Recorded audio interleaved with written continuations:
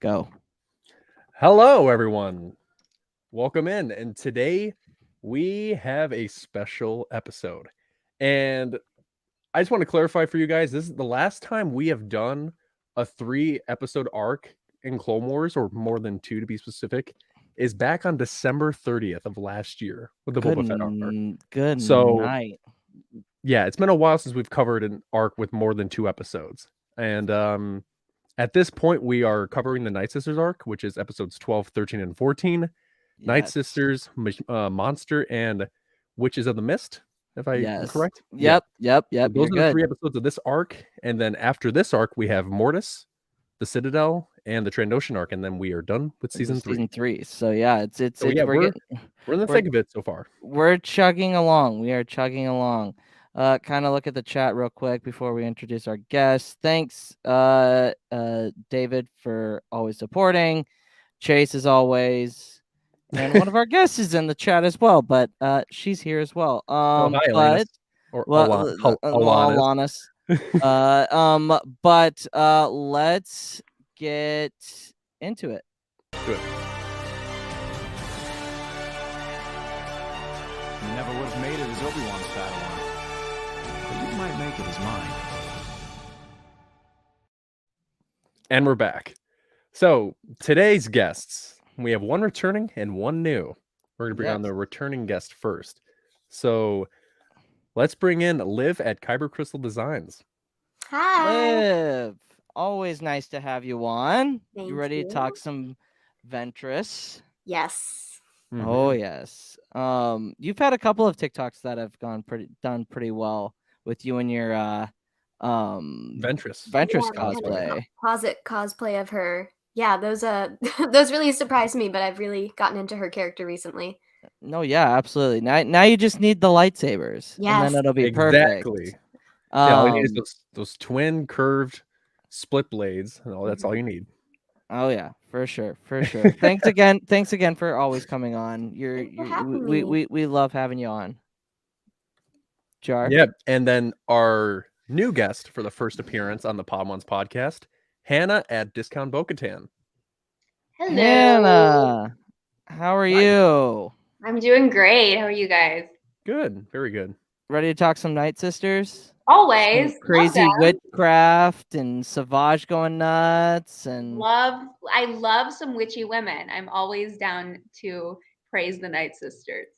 Dang straight. They're always so like I found their it's so interesting how much they pulled from like history with like the way like their culture is. Mm-hmm. It's very, very, very interesting. But we'll get into that in a little bit. Jar, you ready to take us away? You ready to start the plot summary? Blow you away? Oh yeah, that's true. Yeah. That. All right. Let's see. Where's the plot summary here? Ain't no plot summary here. Where is it? Where'd it go? What do you mean?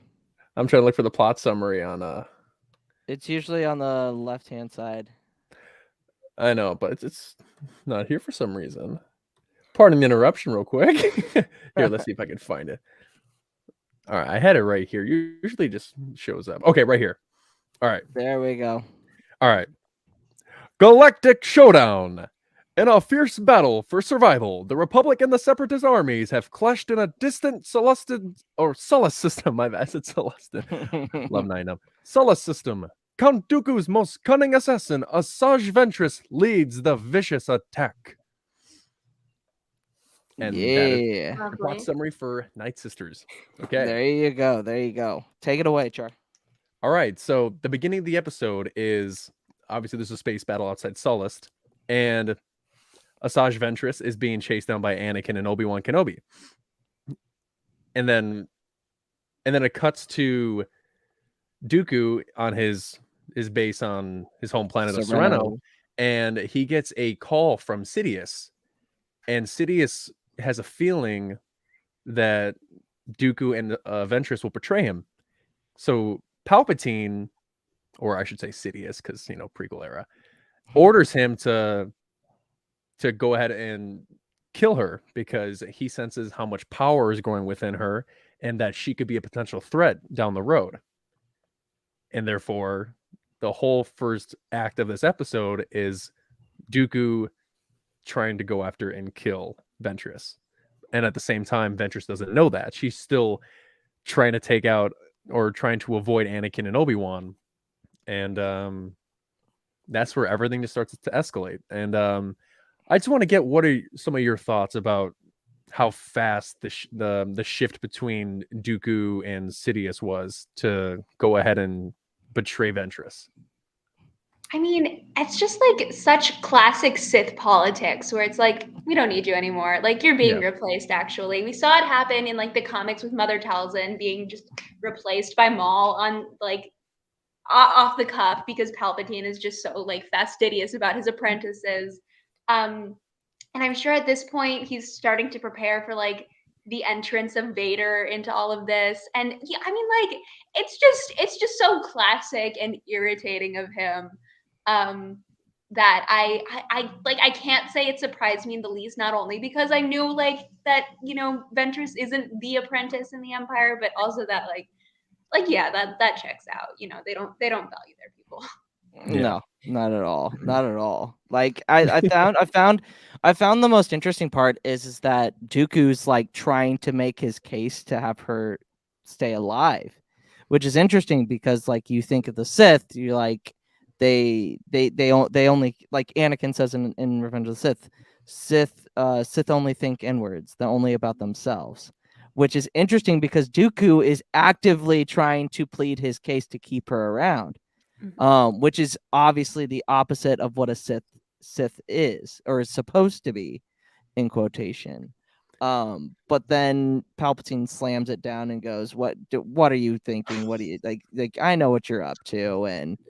And I found that really interesting. Liv, what were your thoughts on the whole back and forth between Dooku and Palps? Well, it made me wonder if did Sidious like really think that Ventress on her own, or even with Dooku, could like be such a threat to him, or was having her assassinated like part of his big?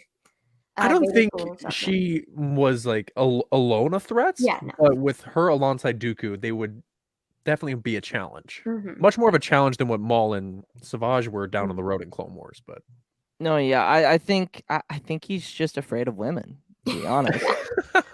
I mean, let's be real. Like he's afraid of Padme. He's Yeah. afraid of Mother Talzin. I mean, just tracks. I'm sorry. He's just afraid of women. It's Just not following our the fault. thread. Yeah, just following the threads slowly but surely. But I mean, this is like a great way. Like, we don't really get a whole lot of like Sith, like Dooku and Palpatine talking a lot in the Clone Wars series at all. So to like see this start off as like that's the first shots that we get, is so interesting. Another thing, Ventress's fighter is the same model that is in the 2003 Clone Wars. It's the same ship. It's a little modified, but it's basically the same model. So I found that really interesting. That and Dave has come out and said that he loves the Tartakovsky 2003 Clone Wars. So he got a lot of motivation from that, especially because that's where Asajj Ventress came from. That was her first ever canon, or not canon, but her first ever introduction to Star Wars. And the fun part is that we'll be talking a lot about Ventress here in the next like couple of weeks and months, because she will be showing up in a little book that we like to call Brotherhood. So that will be our we'll be doing a review of that, and it'll be a whole lot of fun. But back to the episode. So we transition back to Sullust. Anakin and Obi-Wan join the space battle, which is very reminiscent of the beginning of Revenge of the Sith. Just the way the shots are, they're close in the cockpit, and then it goes back out to the big battle of them flying around. Ventress obviously joins in, hot on their tail. She manages to shoot Obi-Wan. Why is Obi-Wan? Here's the other question. Why is Obi-Wan always the first one to like get into trouble, like when he's the real damsel in distress. Flying is Well, for maybe that's droids. why he hates it. That is true. I think that's so true, because it's like especially when even in Attack of the Clones, he's like, this is why I hate flying. And then in Revenge of the Sith, he's like, flying is for droids. And then it's like, now we understand, like you get it in Master and Apprentice, but like it's very evident that he does not like flying. I just found that very, very interesting. So Obi-Wan and Anakin agree to split up. Ventress goes after Obi-Wan. Anakin makes the comment he's very disappointed because he didn't want to deal with the Tri-Fighters. All he gets was droids. And Obi-Wan and Ventress, I swear, they have the weirdest, like, flirtatious relationship. And it's just interesting to watch Ventress have like that, like, soul-minded towards Obi-Wan instead of Anakin, the way it was obviously in the 03. Obi-Wan has sexual tension with like everyone. He does. So we were talking about this. We were rewatching Attack of the Clones, right? And we were talking about how Qui-Gon passed down like the moves. And Obi-Wan was like, all right, I can pick up on that. And then there's Anakin, who just is awkward the entire time. Not very not very good at flirting, unlike Obi-Wan, who is like a master at flirting. And yet one of them is successful and one of them is like Exactly. Pretty much. No, that's absolutely true. I just found that so funny because it's like that's so true, because Qui-Gon wasn't really by the books. So he was able to kind of balance that line. So obviously Obi-Wan, with Ventress hot on his heels, gets blasted again, tells Anakin he's heading into the Separatist flagship. Anakin actually, before that, manages to pull off a maneuver where there's two group of Tri-Fighters. He swings underneath the Separatist dreadnought, goes underneath, and actually causes them to crash into each other. Which is obviously, it's Anakin. He's one of the best pilots in the entire saga. I mean, besides Hera and Luke, but like those are the top three pilots. Dameron, I would say. And Poe, you're right, Hannah, you're right. Poe's up there as well. And Rey, we also got to put Rey in there as well. She's a pilot as well. So they end up landing. Well, Obi-Wan, as Obi-Wan would say, another happy landing. Crashes into the hangar bay, whereas Anakin just is like, okay, here I am, just Which land. is also very similar to episode 3. Yes, very, very. With Obi-Wan having a damaged ship. Yeah. So Ventress calls for help from Dooku, where he reveals that he will no longer be needing her, and that she has failed him for the last time, which is a very reminiscent quote to no longer my apprentice. Well, that I believe Vader says it. I can't remember what. No, he says it in Empire. You have failed me for the last time, and when he's choking not Piet. Nita. Yeah, Captain Nita. No. Ozzel. Yes, The hologram. Ozzel. Yeah. So I found that an Empire interesting fact. Let me know. Yeah, absolutely. I found that interesting that Dooku would say something like that. I mean, it's such a Sith thing. So obviously Anakin lands, helps Obi-Wan out of the ship. R2 is like still trying to flame down the ship, and Obi-Wan's like, no, stop that. I'm good. We're good. And then we get this awesome lightsaber combat. It's just amazing to see how much Ventress is able to take on both two of the arguably best duelists in the order. From a standpoint, I mean, obviously Mace and Yoda are up there, but I would say Obi-Wan and Anakin are pretty close in power and in being able to use a lightsaber. But she's at one point able to choke both of them, force choke them both. I just feel like Ventress is very people underestimate her as a character. And it's just I don't think that's really fair, because she has a lot of development throughout the Clone Wars, and even in Dark Disciple, if you've read it. She gets a lot of development. I mean, that would have been interesting to see as a Clone Wars arc, because that was supposed to be like 8 episodes that they turned into a book. But Dooku commands the droid commander on a different ship to destroy Ventress. Obviously that happens. Ventress is able to handle her own against Obi-Wan and Anakin. They all escape. Ventress barely makes it out alive. But what were your thoughts on that whole sequence from the flying into the hangar to the saber battle to obviously them escaping? 10 out of 10 saber battle. It really is one of my favorites. I love it when, you know, they give characters 2 lightsabers and you gotta like have something cool to do with both lightsabers. And like one of the best things that you can do is hold off 2 really incredible duelists at once. Yes. And I just, you know, I always appreciate it when they use those dual sabers to their fullest. So aesthetically, it's a very, very cool battle. Well, and like the fact that she jumps on the ship to begin the fight, I was like, okay, I see that. That's cool. That's cool. Liv, your thoughts? I mean, I of course really love that battle as well. To me, I thought it was really cool because Ventress feels really like a desperate kind of cornered animal. She's got nothing left to lose, and I think that really shows in their fight.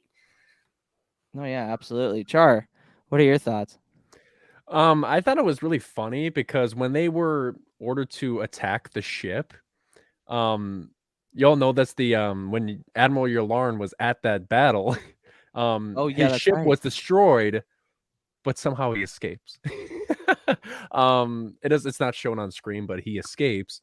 I thought that was a little funny moment that I caught when I was rewatching it. I was like, how did he leave? Was there just escape pods just right there? Or Yeah. but I find it crazy the lengths some people would go just to eliminate somebody. It's kind of like in the Old Republic where Malik tries to destroy Revan, and he's like, I don't care, just shoot. and then it's just utter chaos, and it's like, okay, whatever, I have the power now. I did what I was told, or I did what I should have done. So No, yeah, um absolutely. yeah, I love that scene of just utter betrayal. And that's I just think what's really heartbreaking about it too is like, I mean, just the, you know, wow, you couldn't handle the fact that I set you up to fail and like now you're dying. Damn, that sucks. You will get no help from me. Like, you know, like gaslighting her into thinking like it's because you suck. It had, you know, yeah. I'm No, like, yeah. it just makes me so like sad for her because it's like she, you know, she never stood a chance with that, and yet that's her fault. Like he just had to rub that salt into the wound. Like that's the last thing he wanted her to hear before she died. Yeah, it's interesting because it's like, and at that point, Dooku really does think that she's going to die, and the fact that he says that is the ultimate, like that. Obviously, that's going to be the ultimate approval of Palpatine because he's always got to put Palpatine at ease that he's not going to do the typical Sith thing and backstab him. Which I think it's interesting, especially when we were talking about Dooku, is that originally, well, in Legends, in the Revenge of the Sith novelization, Dooku tried to plead with Palpatine to not go after Anakin, but go after Obi-Wan, to recruit Obi-Wan instead, which is interesting because it's like Obi-Wan as a Sith Lord just doesn't make sense. It doesn't sit vibe well. with me. But Anakin obviously does because he fits. He tracks. But In terms of continuity, yeah. yeah, in terms of continuity. Char, go ahead, take the second part here. I will do so. Okay. So after the ship is destroyed, Dooku immediately contacts Sidious to inform him that Asajj Ventress is dead. And Sidious is like, once again, you prove your loyalty to me. And then he just leaves. And he just, okay. And then also, Dooku's exquisite pajamas. Yes. We have to talk about those pajamas. Yes. For all of you Battlefront players out there who use Dooku, pajamas. Yeah. I love the pajamas outfit on Dooku. And it's it's such a funny outfit for him. But I mean, hey, he can fight, and doesn't matter if he's in a whole suit of armor or if he's butt ass naked. I don't know. But he can fight, doesn't matter what he's wearing. So a scrapping team, after the fight is over, goes and finds pieces of scraps, and they find that there's a person in the shuttle by the name of Asajj Ventress. Spoiler. And then once she's taken out of the ship, she was given a sedative and she woke up. And there's this Twi'lek. I'm not sure what his name is, but it was for a second, like when I was rewatching, I thought it was Gobi, but it's not Gobi. yeah. No, definitely not Gobi. And then they were like threatening to like I'm forgetting, like threatening to kill her, or yeah, because he goes, which side are you on? Yeah. And she's like, does that matter? Yeah, and then once that happens, she force chokes she just the hell kills out them of all of them. She kills them all and then just flies to Yeah. Dathomir, where this whole episode kicks off. And this is where it gets very interesting, because right when she gets to Dathomir, she is introduced by two Nightsisters that were lurking in the trees. Yeah. And you know what I kind of find funny though? They were asking her if like she was like, I don't want strangers here, and she's like, I am not a stranger. I'm like just look at her face. Like, does she not look like you? Like, I don't like it's so funny because it's like the Nightsisters are like that, and then it's just like, bro, like they're still kind of hesitant, even when Mother Talzin shows up and like assures them that it's okay. They like still are like, I don't know about this chick. Like, she looks like us. I don't know if that's really fair, but I found it so interesting how the Nightsisters were able to like that first interaction is what we're brought into. Yeah. And then once she arrives on Dathomir, she was surrounded by more Nightsisters, and then Talzin walks in, which Talzin, might I remind you, is very powerful. Yes. Like, this is one of the few people, as Luke mentioned earlier, that Palpatine is genuinely afraid of. That's why you see in the Son of Dathomir comics, and all different sources of media, where Mother Talzin just is like, just whoops them. Like, she is so powerful. And an interesting story about Maul's childhood was that when Sidious came to acquire Maul, Talzin was under the impression that Palpatine was going to recruit her, so Palpatine can like learn all of the Night Sister magics, and she can learn like more Sith power. But instead, he took her son, which she kind of like is still really upset about that. But I mean, that's like just showing like Palpatine is afraid of her because he knows how powerful she is and what she's able to do. And you see a lot of the times and how powerful she is. Like, she can literally resurrect anyone. Doesn't matter what they go through. She can do anything. And then Mother Talzin brings Ventress to the same healing table where Maul gets his legs redone, where someone later in the episode goes through like a little bit of augmentation and spells, and she gets healed. And then from there on, Ventress, we see Ventress starting to have flashbacks of her childhood when she was 2 to 3 years old. And she was in sort of a conflict. Like, she, let's just say she was in a bit of a sticky situation when she was younger. And I'm not sure, was she held captive? Like, well, no, I'm pretty sure that the Nightsisters sold her off. Yeah. And gave her away. Either sold her off or gave her away. And like, even in these flashbacks, like, they're doing all the magic and the witchcraft, and you just see her having flashbacks of her past, of when she was a young when she was a young girl. And all of a sudden we see that her original master was shot by a bunch of weak way. Yeah. And all of a sudden you see a Jedi come out of nowhere and try to save her, and she ends up yeeting a weak way, which, by the way, that was kind of funny. That was funny. Very funny. Like, we don't see a whole lot of force sensitivity like that. You just see them tossing people around. But Yeah, and then for those of you who have read Dooku Jedi Lost, this is the first introduction to Jedi Master Kynaric. And that's who that is. yeah, Okay. that's Kynaric. Okay. And then once Kynaric sees what she did to that weak way, he's like, oh, she's force sensitive. Why not just bring her in? She has no one. Maybe I can just teach her under my tutelage. And we see later on that she's developing as a Jedi, and he's a good master. Like he is a good master. Like she is being treated like any other Jedi, but like Kynaric just treats her so well.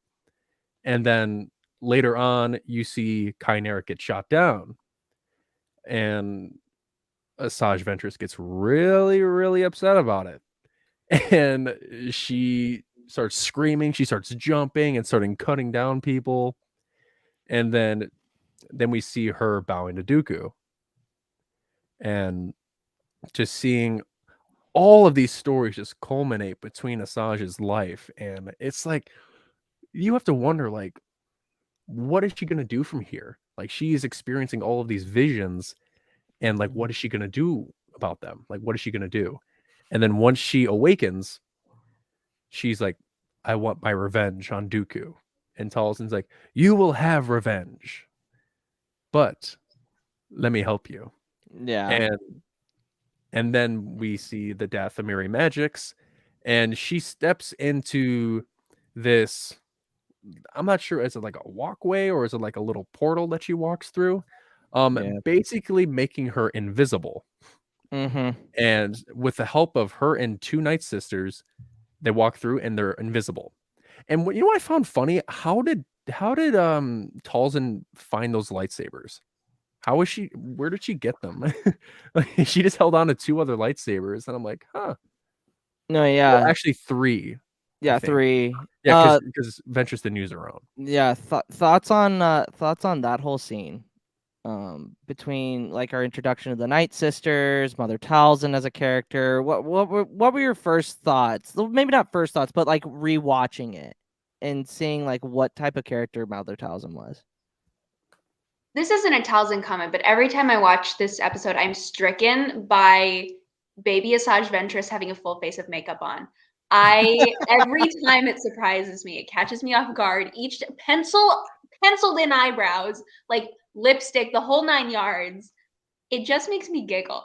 But no, I love that, like, they've got all these cool gadgets and like secrets, the Nightsisters, that we don't really see anywhere else, because not only does it show us the dimensions of like the Force and what is possible within the Force, but also like they're kind of ahead of other people in a lot of ways as well, and they keep it to themselves, which reminds me a lot of like Wakanda. Like it's always interesting to see these like separate civilizations who have like their own, advanced stuff going on. It's just, and Talzin is a woman of secrets, so it checks out. I really enjoy that about her, how you never quite know like what she's got up her sleeve. Oh yeah. Absolutely. Yeah, once the Imperial era was going on, I bet they sent a bunch of anthropologists out there to like, oh, let's study all their stuff. And, yeah. Yeah. Because they were basically just hidden away, and they just didn't want any strangers just walking into their world. So yeah, and so this is where Talzin also gives Asajj Ventress a poison dart that will hinder Dooku's senses. Because they're already invisible. Yep. So her giving him the dart that will eventually go, I'm not going to specify where. You'll find out about maybe 30 seconds. But I just like how well they're planning this. And it's like, they're articulating all of these like different scenarios. Like, yeah, we're gonna do this. We're gonna get him here, and we're gonna attack him while he's sleeping. And just like, I love the amount of planning they put into just to take out Dooku. And then we move to Sereno, where eventually all this is going to take place. And you see them walking along the side of the structure, and then they jump up and they go around, and then they sneak through, and therefore they just plop down very quietly. I don't know.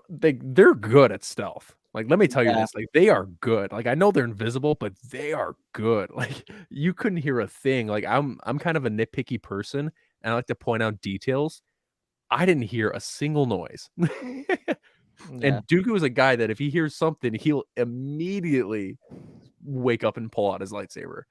And they were good. They executed the dart really well, went right into his neck, and he immediately wakes up and he starts looking around and he's just like, what kind of trickery is this? And then he's trying to find whoever's doing this, and then all of a sudden attacks from behind, and then you see like the subtle look of Ventress's face. Like, I thought that was so cool with Ventress with her mask up, and then you see like the fading images of the magic, and it's so it's so cool. And yeah, the whole fight was him in pajama form, which is always amazing. You can't get enough pajama Dooku.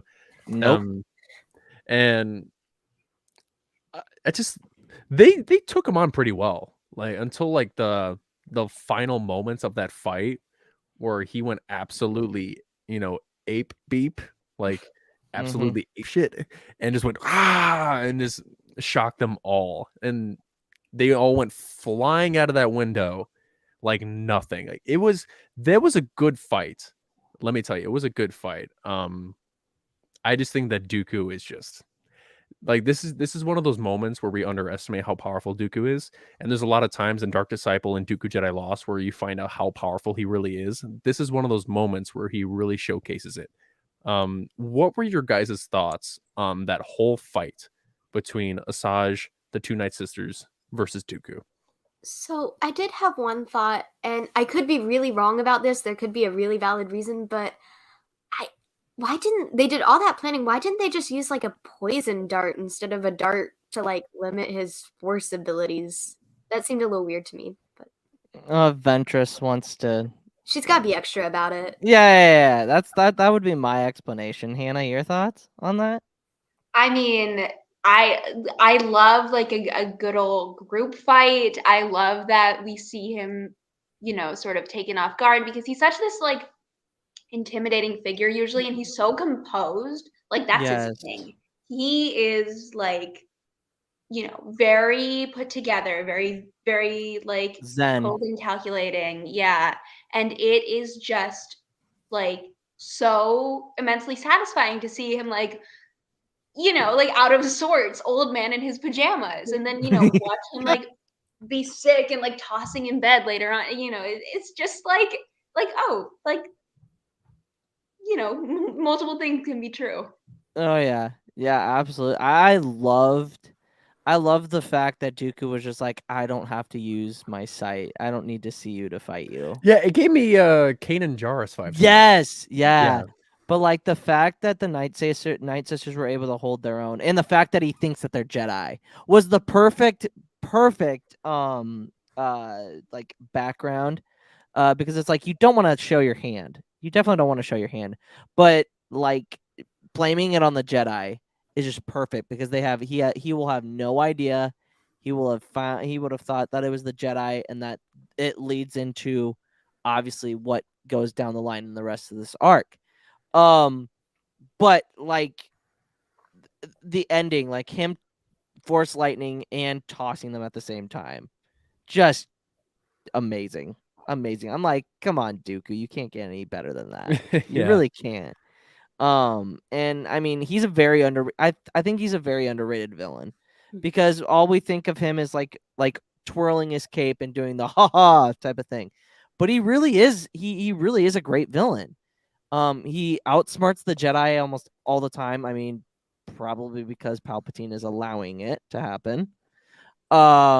But like he is, especially when you watching Attack of the Clones, the deleted scene where Jocasta Nu talks to Obi-Wan about losing how much Dooku meant to the Order at the time, and then you kind of see it in Dooku Jedi Lost. I don't think we get enough of Dooku, which is why I am trying to champion like a Dooku Qui-Gon Master and Apprentice type of book. I think going through their journey as Master and Apprentice would be so interesting. So interesting. But Yeah, go ahead. and then once that all happens, Asajj and the assassins go back to Dathomir to inform Talzin that they failed to kill Dooku.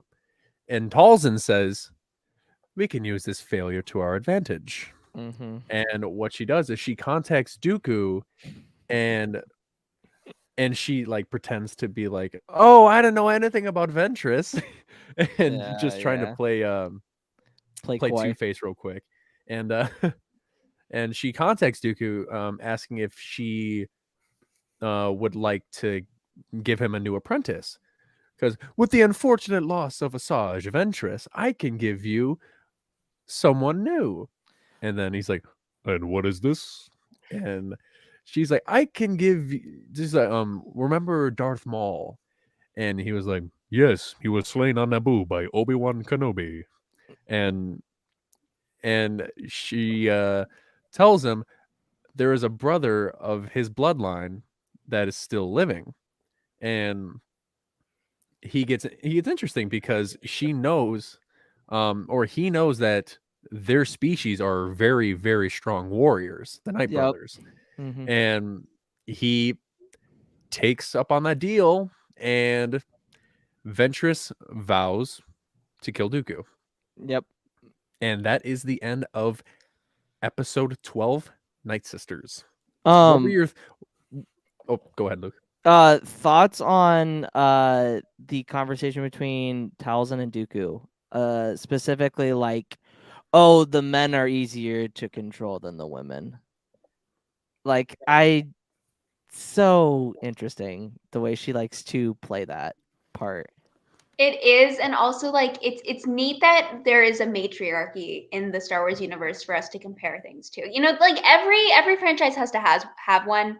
We've got like, you know, the Amazons in DC, and you know they have like their own little separate thing. But it's just so like cool that gets thoroughly explored, and also that we get to, you know, watch them have their little fun with that. But also like it's so interesting considering like the lore about the Nightsisters in general, and how like, you know, I guess this is a Legends thing, but like they started off as like human women who like enslaved the male aliens of the, you know, the Zabraks of the planet, and we're just like, we're gonna reproduce like this, like, you know, it's just like such a fun little world building like factor where it's just like there's so many different cultures in Star Wars. It's like you could be a an anthropologist in Star Wars, like just for Star Wars, and have a very full job. Oh yeah, absolutely. I mean, it's a galaxy. There's gonna be and that's one of the many few multiple- reasons why people love Star Wars is because of the world building and what it consists of, and the different settings and backdrops and all of the, like, for example, like the love scene, the picnic on Naboo, like the waterfalls and the landscapes, and that's just the little things that people just really enjoy in Star Wars. And Dathomir is cool. Like if you ever played Fallen Order, like you'll understand like all of like the little eggs that just hang off the trees, and it's like, well, interesting facts about those are actually supposed to be like their coffins. Like they hang from the tree. Like those aren't actual trees. Those are just like those are like them building like their coffins so that like when they're able to use them, they can. Shout out to Dark Side Divas. I didn't know that until they had made that video about when they were talking about this arc. So I found that interesting. Liv, your thoughts? Well, I did have a similar thought to what Char was saying about the backdrops and stuff. I feel like, especially with the Clone Wars, you can really tell how much fun they had designing all these planets that haven't been explored yet. So I thought that was cool. No, yeah, absolutely. Because I mean, this is your first ever canon introduction to Dathomir as a planet. I mean, we see it several different times later on in the Clone Wars, and obviously in Jedi Fallen Order. But here's the interesting thing. So the Nightsister that's in Jedi Fallen Order, she's a baby at this point. Nightsister Marin. Yep, Nightsister Marin. She's a baby, correct? because she remembers the massacre of the Nightsisters that happens later on in season 5. Yeah, she remembers a correct. cyborg general going into Dathomir and slaughtering on the Nightsisters. I wonder who that cyborg general is. The one time that Grievous is actually terrifying. Yeah. He's always terrifying. You just have, don't No, you he's just not. don't have to be afraid of He's him, and then he not. loses. He's not, though. Like, let's all be real here. We would have taken 2003 Grievous over what we got in this Clone Wars. Yeah, Just but saying. it is what it is. And Anyway. Grievous is Grievous not my cup of tea, but Grievous is Grievous Grievous. scary. Not your But cup if you're of not tea, scared of that's- him, he's useless. He's kind of like Pennywise. If you're scared of him, he's powerful. But if you're not, he's useless. Yeah. His accent is it's so funny to me. I can't do like an impression of it, but if I could, I'd be doing that every day of my life. Because what is it? Yeah, that's so true. Like, what is that? I don't know. That's so true, Hannah. So true. Yeah, are a bold one. Her, yeah. That, I don't think that I've is heard so true. anyone do a Grievous. I don't think it's impossible. I think it's impossible. Matthew Wood did unless the you're- voice, but it was Matthew Wood, remixed. Like, yeah, unless you do like voice. I don't know, but Char. you just have a really good sick day, or you Yeah, gotta that could be smoke it too. 2 packs of cigarettes a day to do his voice. yeah. Oh, that's true. That's true. Char, let's get into the next episode. Episode 13, Monster. Here is the plot summary. All right. A bid for revenge. Betrayed and left for dead by Count Dooku, Asajj Ventress has begun a deadly game with her former master, launching a secret assassination attempt against him with the help of her kin, the mysterious Nightsisters. Deceived into thinking the Jedi were behind the recent attack, Dooku has traveled across the galaxy to enlist the Nightsisters in his quest for vengeance. That was good. Very good, Char. Okay. Very good. All right, thank you. So we start off Dooku and Mother Talzin. He travels to Dathomir. Obviously, we just heard Char say that. Discusses the chances of the Nightsisters joining the Separatists in the war. Question for the both of you: if the Nightsisters join in on the Separatist side, do the Separatists win the war? Ooh. Luke, why don't I feel Whoever like Palpatine says wins the war. Like, Yeah. That's true. That's so true, though. But like, Yeah. I mean, he'd have to put a lot of work into beating Talzin, but I think once that's done, which it is done eventually, don't they kill her like late into the Son of Dathomir? yes. So like I think that he could get it done if he wanted to, and then balance the scales back. Yeah, Luke, I feel like that's always your big question. Like, if they did this, who would win the war? Well, like when you're talking about those, it's about the droids. those It's all about the sanitation droids. Yeah, And, last week. Yeah, if you're they like, just- if they just mass produce them, would they win the war? Like, and then again, it's it's like you all can't answer that. Palpatine. Yeah, you can't. I can't. I always like throwing that out there because there's always like it's always like the same answer.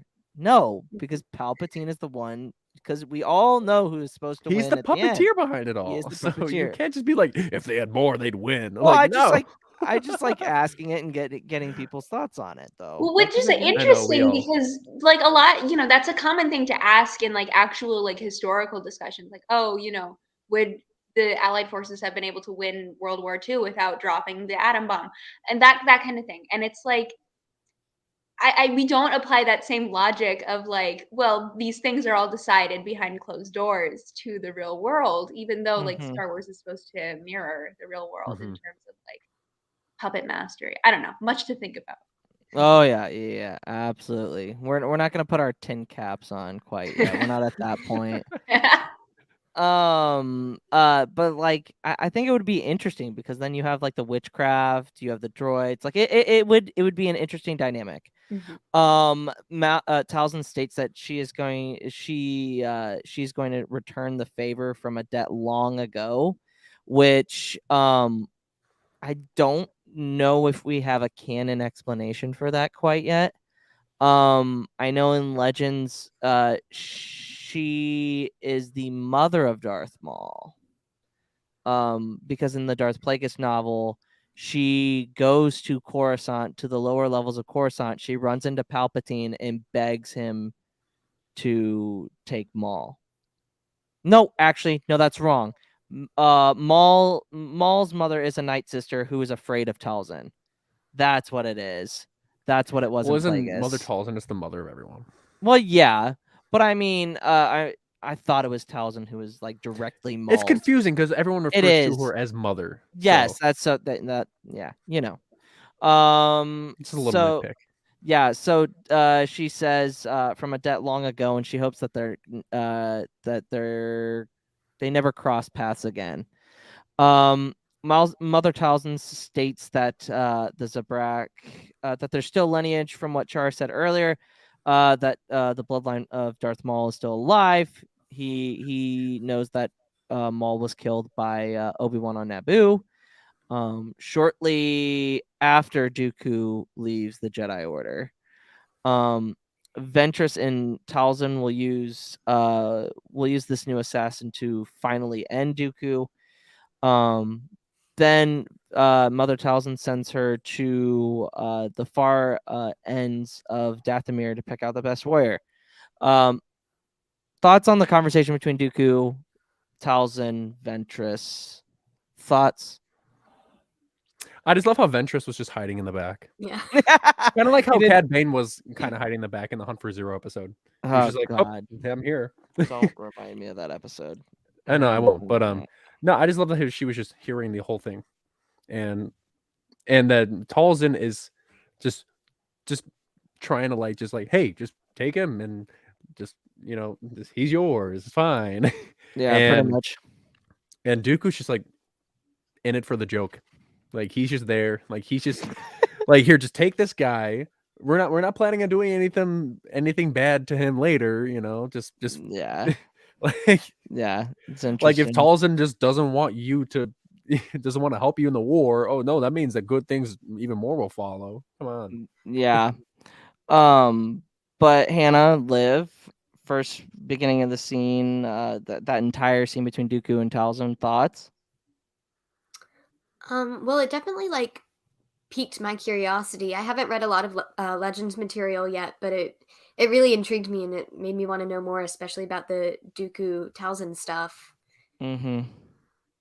Yeah, because I mean, there's not much there canon wise, and I don't even think we have like a Legends explanation, if I'm correct. I'm not sure. I'm not a big Legends guy. Like the only thing that I've ever gotten into Legends was Darth Plagueis. Because like I find his pretty much pushing Palpatine to where he ends up being and ultimately putting him where he's at is interesting. But yeah, Hannah, your thoughts? I love a good swindle. I'm always here for the swindle. And I love how successful they are. I really enjoy, like you said before, Ventress just hiding out in the back. It makes it feel a little bit like a farce, which is always fun to sprinkle in every once in a while. A little soap opera, which I think we need to, bring ourselves back to our roots with Star Wars. Yep. Yeah, and I'm just curious, like, how did Dooku not sense her? Like, is there like something on the planet that just like prohibits that, or? Well, it is like a very, dark side aligned planet. So probably she is stronger than usual there. So she's doing something, I assume, to like mask her force signature the way that Palpatine does. Yeah, that could very well be. Or I mean, the witches could just have like have a spell or something that Or that only dart their never wore off. Yeah, that too. I mean, who knows? He's old. His immune system needs to catch up on him. So Ventress arrives at the camp. We meet Savage and his brother. I can never remember his name, so hence Farrell. Farrell. Okay. Ventress, the main guy, gets them all on the line, and Ventress literally goes down the line and just starts beating the shit out of all these Zabrak males. Can we take a moment to appreciate the name Farrell? Maul, Farrell, and Savage. What the hell is going on this planet? And they try to mask it. I think they call him Farrell instead of Farrell, but like I think it's just Clancy Brown's accent. Like, Farrell. See. Don't worry. Yeah, these witches won't take us alone. Yeah, that's so true. But it's yeah. Farrell. Like, come on. Like, you Yeah. could have came up with something better than that. No, Well, I mean, yeah. that's all of like the evil names in Star Wars. That's Could've Darth named him true. Vader Dionysus, and and Darth that would've been fine. Insidious. Like, are you Tyrannus. kidding me? Yeah. Well, Sifo-Dyas was just supposed to be wasn't it Sidus? It was supposed to be Sidus. Sido, yeah, because it was supposed to be Sido-DS. Sidious. It was supposed to be Sidious spelled backwards. Yeah, fun fact. But then they did. So it was supposed to be just Palpatine. Well, no, the character's name was going to be Sidos. Okay, So so it it No, his wasn't name was like supposed I thought that you meant like Palpatine was like using an anagram of What? himself. His name It was supposed would've to be been hilarious. Sido-DS.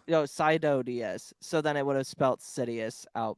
Yeah, Backwards, yeah. Sia-DS, yeah. Yeah. So I find that interesting that Star Wars is just like, hey, we're gonna do things ass backwards and try to trick people.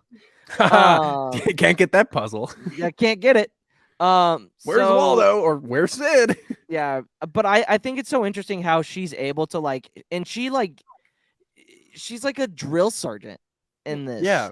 She is just like pointing out every little flaw, too small, too large, and then she gets to Savage and is in Farrell, and she's like, okay, like we can work with this.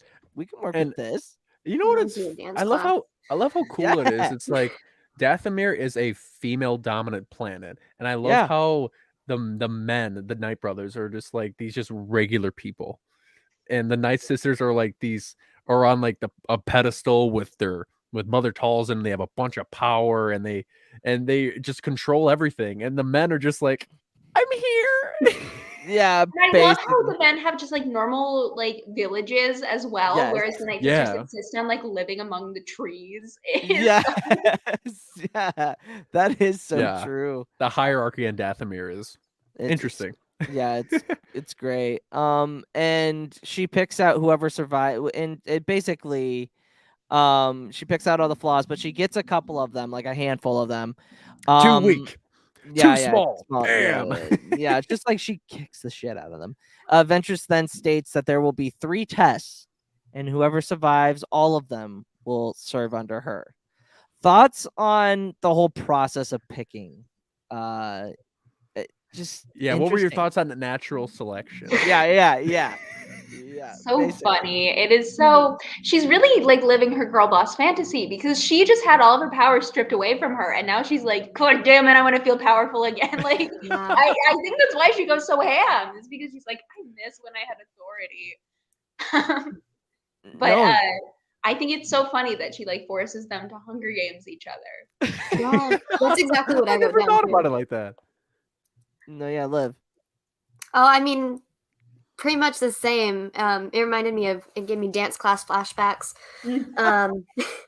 But yeah, I thought it was pretty cool. Dance. I'm sorry. Ballet was rough. Okay. Yeah. Ballet is, and honestly, that's so funny you say that because it's like it's so real life because it's like I feel like we all we all have a pedestal either for ourselves or for that we're measured by, or a measuring stick that we have to meet, and there's just a reality that some of us just aren't there yet.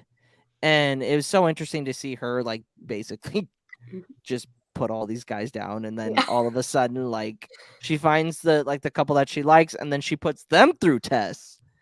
And my god, like this is just insane.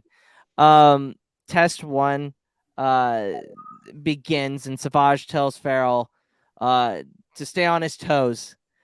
We don't know what the witch has in store for us. And instantly, like not even 2 seconds into this whole thing, she gacks 4 of them. It's enough And it's slicing. Yeah, that's enough slices just instantly. Like she throws like 2 scythes at one. She catches a spear, throws the other one, kills that guy. I'm just like, if I'm Savage or Farrell, I'm like, okay, I'm done. I'm getting out of here. This is way too much for me. Like I'm Asajj not is on the having top of the world, and then Farrell and Savage are like, Yeah, I'm okay. yeah, pretty much. I mean, like, Ventress literally does, like, she has, like Hannah was saying, she has her girl boss moment. And so it gets down to those two. And Savage at one point they get separated. Oh wait, I'm getting ahead of myself. Savage goes to protect his brother, and Ventress calls him weak. The second test begins, which basically they have lights, poles of lights that are on, and they shut them all off.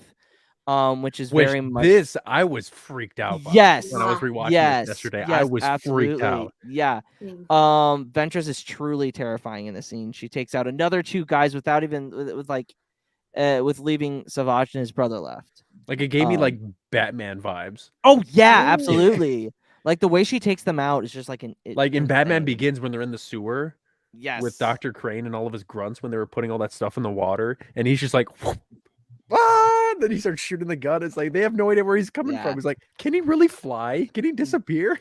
Yeah. And she's just doing all that, just back and forth. And I'm like, damn, she is good. Yeah, the third challenge begins, and Savage vows to protect his brother, which is interesting. They make their way through the obstacle course successfully for a little bit, and then Savage then Farrell is he tries to make a jump, ends up falling. Ventress gets to him, attempts to kill the brother. Savage pleads with Ventress to take him instead of his brother. And they have an epic hand-to-hand combat fight, and just like, my God, like the choreography in this show sometimes is just so amazing, just so amazing. Thoughts on the challenges themselves, and kind of what kind of interests you between Savage and Farrell, like Savage being so committed to his brother that it almost is his downfall. Yeah, and I thought it was really cool just looking at how they were able to work together to get through it. Because there's been times where, because when you think about like stuff like that, we already know that from like us, like for it being like 10 years into the future, like since it was finished, like we already know Savage is gonna get the spot. But when I was rewatching, I was like, is like Savage like perfect? Is he just gonna do everything perfectly? But I'm like, no, he has moments where he messes up and he's just focused on protecting Farrell.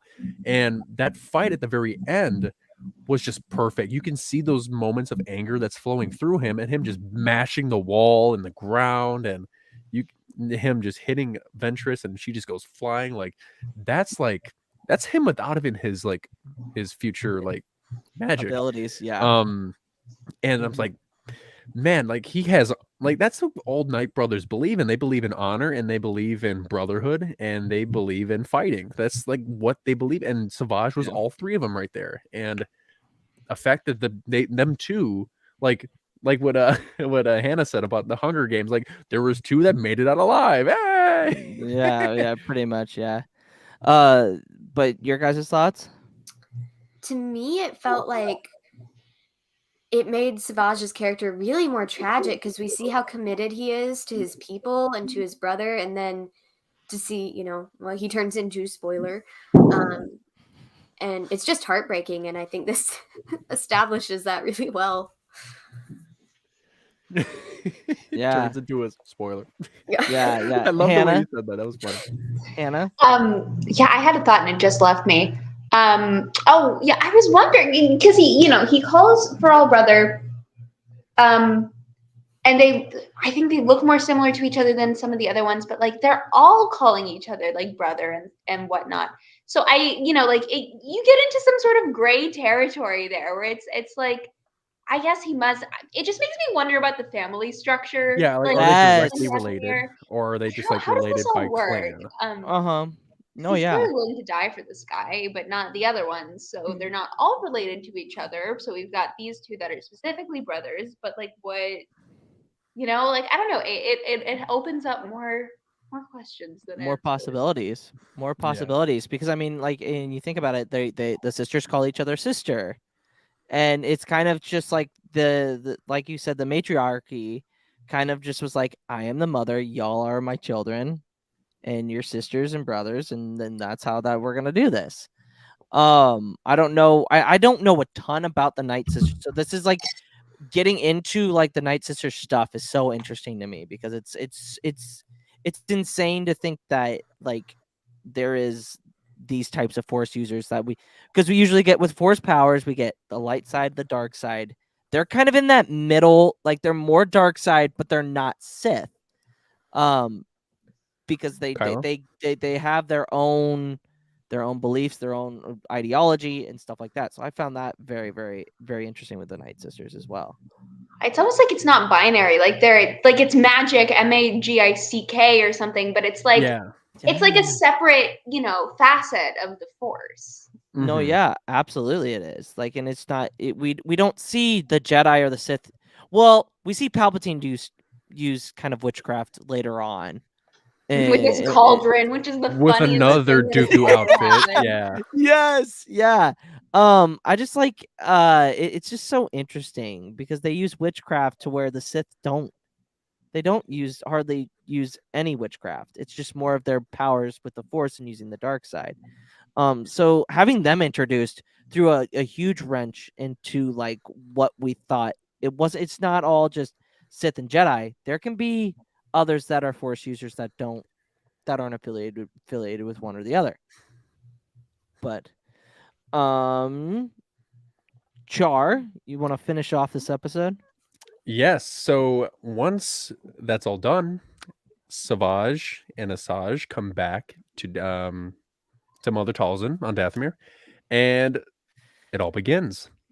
And I'm trying to because I was looking at the spell earlier. No, yeah. See. I'm gonna be able to pronounce the spell, like the spell that was given to him. Yeah, go ahead, dude. The Himbo spell. Yeah. The voodoo spell is what I like to call it.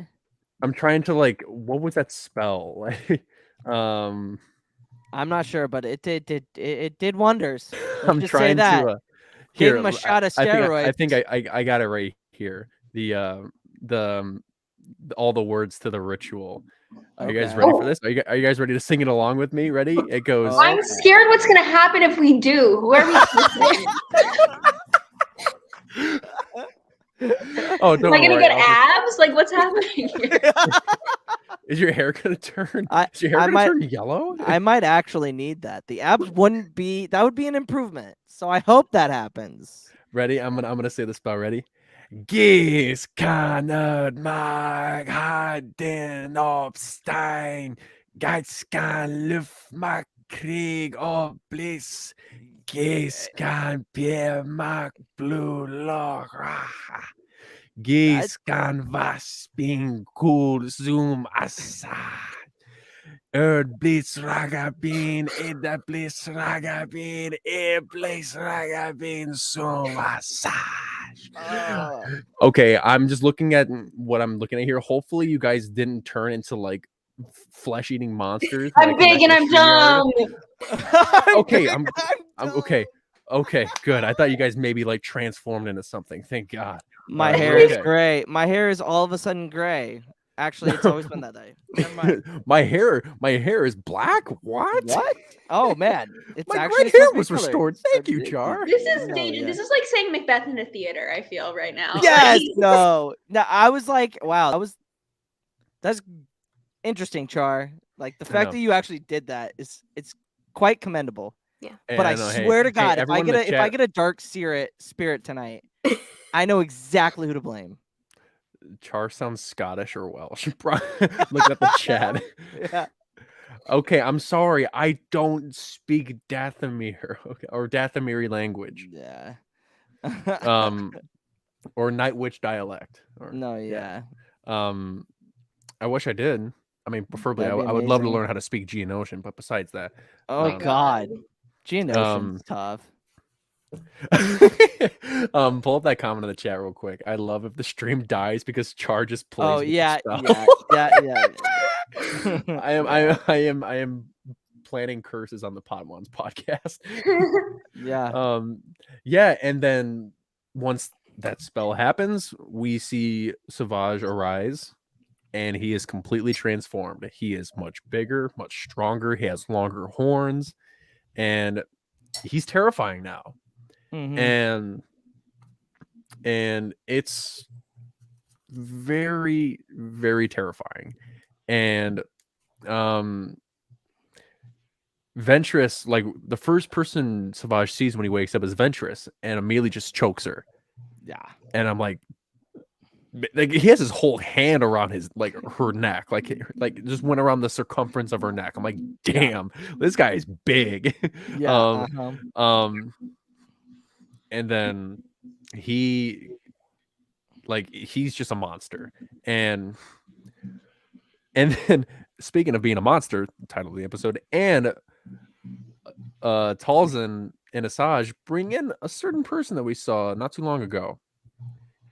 It's our good old buddy Farrell. Oh yeah, that's right. And you know what happens to Farrell? Gets got. No. They have a handshake and they have dinner. No, he breaks his neck. He breaks his brother. I don't know if it's actually his brother, but his brother's neck. And I just love how Farrell's trying to tell him, like, it's me, Savage. Ah! This was a dark episode for the Clone Wars. Well, I mean, the whole planet's dark. Like, what do you mean? No, yeah, but that's very true, Liv. Like we don't get a whole lot of dark moments from the Clone Wars. Like there is dark moments. Like Umbara is in some parts of the Mortis arc are dark, but like this is like true terrifying, like scary movie dark. Yeah. And I loved it. It's a Halloween episode, quite frankly. When did this episode air? Probably October 31st of 2011, maybe 2011. No, it would have had to have been because it was only season 3. The show started in 07. Oh wait. So wait, yeah. So it probably would have been 2010. Yeah, 2010. But yeah. Yeah, and then once Farrell dies, Ventress believes that it's time to introduce Savage to his master, or to his new master. And I just want to see what you guys' thoughts are on the whole transformation of Savage Opress. Yeah, I mean, and don't mention my spell. I googled it, and it did come out in January of 2011. Interesting. But we've been talking about how he gets big, but not only that, like, his spirit is broken. He's inhuman. He's not, or I mean, I guess he wasn't human per se, but he's no longer like a whole person. He's Frankenstein. Exactly. Yeah. He doesn't like have autonomy anymore in the way that he used to, or like the ability to be articulate. Like, the way he speaks immediately changes. It's like, it's messed up, and then it's like, oh, this is how they do their soldiers. This is what they mean by like the men are easier to control. They do like stuff. So it's, I don't know, like spooky. No, yeah. Liv? I mean, yeah, like I was saying before, his whole thing just feels very tragic. We get majority of the episode with him and his brother, and you obviously get the vibe that he would be devastated to know that this is what he's turned into. So it feels very heavy. No, yeah, absolutely. Like it like this episode in particular is just very much like you see yes, this is so true. He's Bizarro with magic. And I feel like Frankenstein is also, he's the Star Wars Frankenstein. He really is, because you have the witchcraft acting as if like the scientific part in Frankenstein. You have Mother Talzin being Dr. Frankenstein, and then obviously Savage being Frankenstein. Yeah, and when I was rewatching the episode last night, I was watching it because I knew a Farrell, but I didn't remember how he died. No, yeah, that's right. I didn't know he was brought in, and then Savage immediately just kills him. Yeah. And I was like, no, Farrell, no. Yeah. I'm like, damn it. Yeah. So to end it out, Savage arrives on Sereno to begin his training with Dooku. Dooku sends Savage to Deveron to take control of a Jedi temple, which is thought to be for a command post for the Republic. Savage arrives, completely wrecks everybody. Doesn't matter if you're a droid, doesn't matter if you're a clone, Jedi. You get in his way, you get He got. had a stick and he was ready to go. He was like Rey in The Force Awakens at the beginning. Oh, when yeah, he saw yeah. Finn with the jacket. Yeah. Angry. He kills both the Jedi Knight and his Padawan and takes control of the temple. Dooku, he then goes back to Sereno. Dooku says that Savage's powers, that like they have this like nice little obviously master and apprentice moment where Dooku gives him the whole spiel, like you can be as great, your powers will be greater than Maul's, and he states that Savage is his new apprentice. And that's how we end the second episode. Thoughts on that interaction between Savage taking out everybody, and then what we see with Savage and Dooku at the end. I It's mean, how brutal many out times? here. Oh, sorry. No, I'm sorry. Continue. How many times has Dooku given that "Join me, you're my apprentice now" speech? Oh my god. Yeah, that's true. He's but done it what, twice? He's done it for Asajj. He's done it for Savage. He's done it for Quinlan Voss. Oh, yeah, He's done that's it- right. He's done it for quite did a he few do it for people. Obi-Wan when he was captured? Yes, Yeah, yes. He's done it five times then, yeah. because in Attack of Um, the Clones. But I thought it was really interesting how Savage was like getting rid of the battle droids as well. He really doesn't feel like he's part of the Separatist or part of the Republic. And you know, he's on a mission. Yeah. Yeah. Hannah? Yeah, I mean it's just the brutality with which he gets those Jedi. I mean, you know, they are usually so tentative to show something like that happening to one of the good guys because you know kids show. But he goes in. Yeah, he takes them out. And then like the underlining of like Dooku talking to Savage, I feel like that's a heavy moment. Because we know what happens to Savage. Like it's funny to think like this is still a rewatch, but like we know what happens. So like the extra baggage that we know that's gonna happen kind of is like, well, here's the beginning of the end for this poor bastard. He's done. Sorry. But I Dooku again, he just doesn't get enough credit in my eyes, and I think he's just one of the better villains in Star Wars. And that's it for the second episode of the arc. Char. All right. And then now we move to episode 14, season 3, titled Witches of the Mist. And here is the plot summary. All right, let's see if I can do better than the first two. Okay. Last one. Mysterious deaths. Unknown to the Jedi, a new threat has unleashed on the galaxy. Savage opress, a pawn in the dangerous game between Count Dooku and his former assassin, Ventress. The victims of his brutal massacre on the planet of Deveron have been returned to the Jedi Temple for evaluation. It's up to the Jedi Council to find this mysterious killer and eradicate him. Nice. Beautiful. So I didn't mess up that one word. That was good. No, you're good. okay. So we get the shot. Obviously, Coruscant is raining, which is very reminiscent to the end of Revenge of the Sith. The Clone Commandos, which is the first canon sighting of these commandos. Believe it or not, we'll see some of them later down the line. The Clone Commandos were sent to Deveron to get the bodies of the Jedis and brought back to the temple. They state that there were no survivors, and Plo Koon's like, well, there's got to be another Sith around. And then it's like you go back to Phantom Menace, and like all the Jedi know like there are only 2 Sith. Like, come on, like how many can there be out there? That breaks the rule of 2. But I love that Plo Koon and Obi-Wan have like that moment where they're talking. And then we cut back to Sereno. Savage has received his lightsaber from Dooku, and it's similar to Maul's. Dooku puts Savage down. I wish we saw like Yeah, what was his what made the construction. lightsaber. Yeah, absolutely. Like what materials did he use? Dooku puts Savage down for his technique, like he does to Grievous in the 2003 Micro series. Thoughts on the beginning of the master and apprentice relationship between Savage and Dooku? I feel like it's your typical Sith apprentice, dynamic. And it's funny how they work together, because when you have a new Sith apprentice, you kind of like test how powerful he is. I Yep. mean, we already see him take out 2 Jedi relatively easy, but it wasn't with a lightsaber. And we all know Dooku is very skilled with a lightsaber. So now we're trying to see how good Savage is with his lightsaber. And it's funny because in season 1, when Asajj Ventress and Luminara Unduli had their lightsaber duel, Luminara notices that Asajj Ventress has the exact same lightsaber form as Dooku, but it's less refined. So it's funny when they're going through that little that matchup between the two. Dooku knocks him down and he's like sloppy, and then he just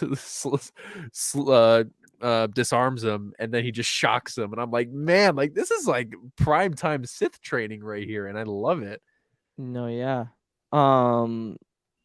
What are your guys' thoughts? I do love that we get to see Sith training. Like, that's so rare for Star Wars, which is part of why I'm so excited for Acolyte if it ever comes out. But I just it will at some point, But I'm scared after Rogue Squadron.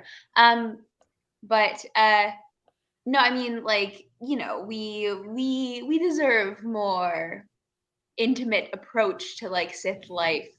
And I'm always happy when we receive it. Oh yeah, absolutely. Liv, your thoughts? I mean, yeah, I agree with you guys. Not much on that one. I think it's interesting, and especially when we get to more of the training here.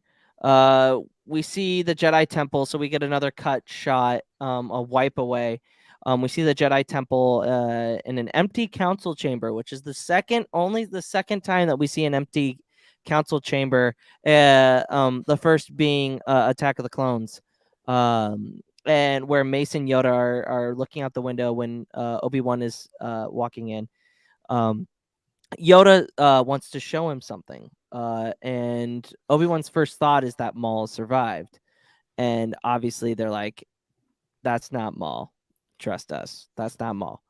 Yoda and Mace state that it's a different Zabrak. Obi-Wan thought Maul was from Iridonia. Iridonia. Yeah.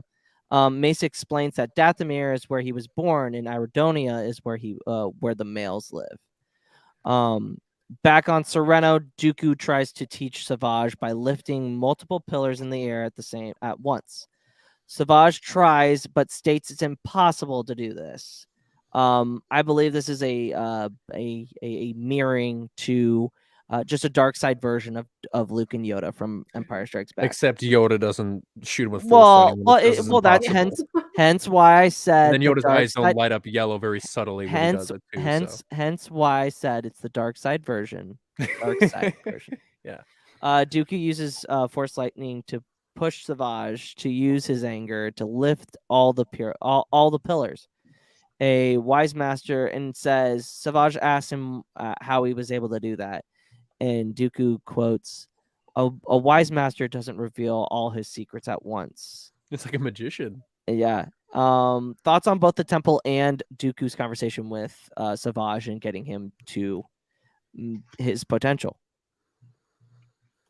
Same as before. Love the Sith training. Love that it's like, the same in tactic to an extent as Jedi training. Live for those parallels. No, yeah, absolutely. Liv?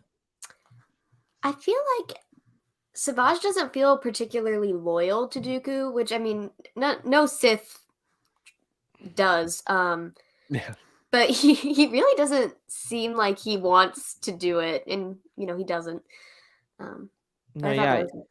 Yeah, he doesn't believe that he can do it. Mm-hmm. I feel like is the thing and that's why I feel like that the parallels between Empire and this scene particularly are so interesting, because it's like Savage is Luke and Dooku is Yoda, in the sense of like, but the dynamic is different. Yeah. Like Savage is relatively new to the Force. Yeah. And well, I mean, Luke is sort of a little bit. He's tested, but he's never really utilized it. Yeah, absolutely. And like Dooku go as far as to Force Lightning Savage and get they get to the apprentices in different ways.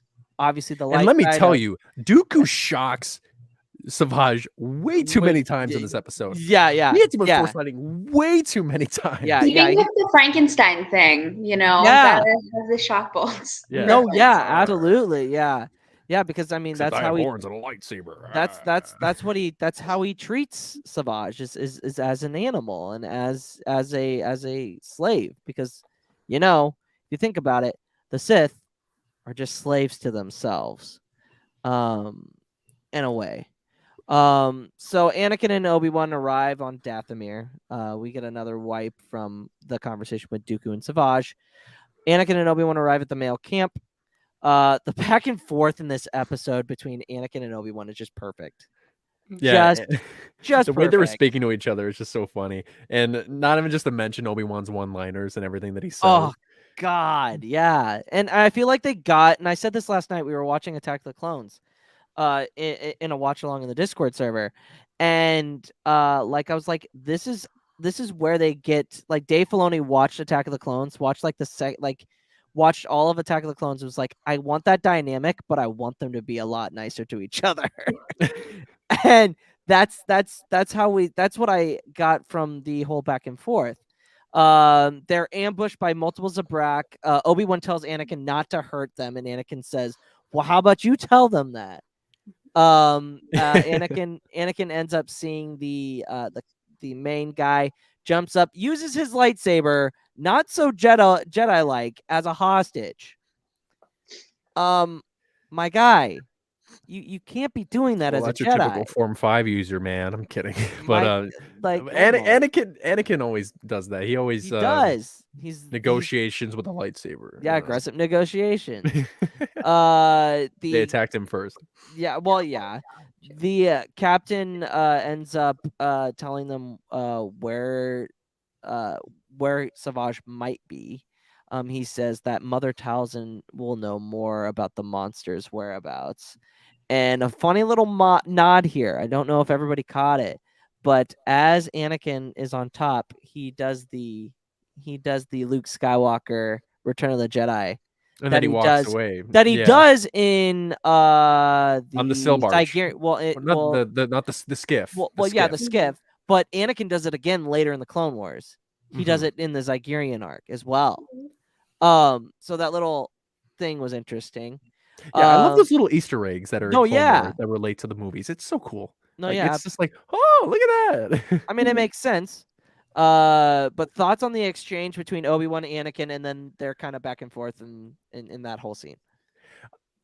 They're a bunch of drama queens, and a lot of the times where, especially in this particular episode, they're just like, yeah, we're just here for answers. We're just, just men just passing through town, and then there are a bunch of just Zabraks just surrounding them. They're like, oh, great. And then they see the leader, and then they're like, hey, how you doing? We just want information. I mean, that's really what they say. It's like, we didn't come here to fight. We're here for information. Yeah. And it's funny how they had to go through all that just to have a civil conversation with the Knight brothers. But no, yeah, absolutely. Yeah, and it's just your typical Obi-Wan Anakin fiasco that happens wherever they're at and whatever they're doing. So joint sleuthing, joint hijinks.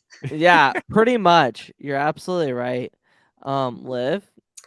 I mean, I obviously love it as well. There's a great little moment when they're walking away, and Anakin's like, "Who's Mother Talzin?" And Obi-Wan recites it, and Anakin looks at him like, "What the hell?"